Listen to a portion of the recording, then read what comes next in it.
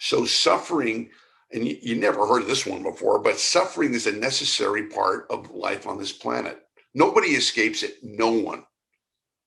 Some people go through more than others. And there's a reason for that, which we'll talk about in our advanced classes.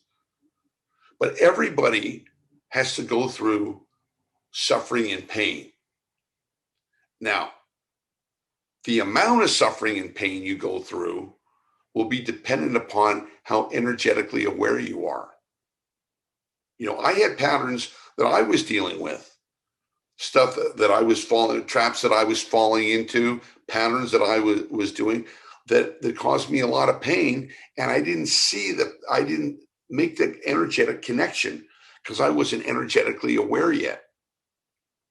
So I had to go through it 5 or 6 times. Holy smokes. Maybe I'm a slow learner. Actually, I was when I was a kid because I was going through so much low vibration energy, but that's another story. You don't have to keep suffering. You don't have to keep making the same mistake over and over again. Don't you hear that all the time? People say, oh, I'm doing it again. Here's my pattern. Or I always attract the wrong person, or the person who can't commit, or guy always cheats on me, or this girl always runs around and, always, you hear that. Oh, here we go again. So we have patterns. All of us are born with patterns, or what I call energetic viruses, stuff that we got to work on, stuff that we got to deal with. Because the whole point of coming down on this earth is to improve ourselves, is to heal ourselves, is to move to the next level of awareness and consciousness so that we live our best lives before we get ready to come back to where we came from. We came from a non-physical infinite world. We come into this physical planet and we inhabit these bodies.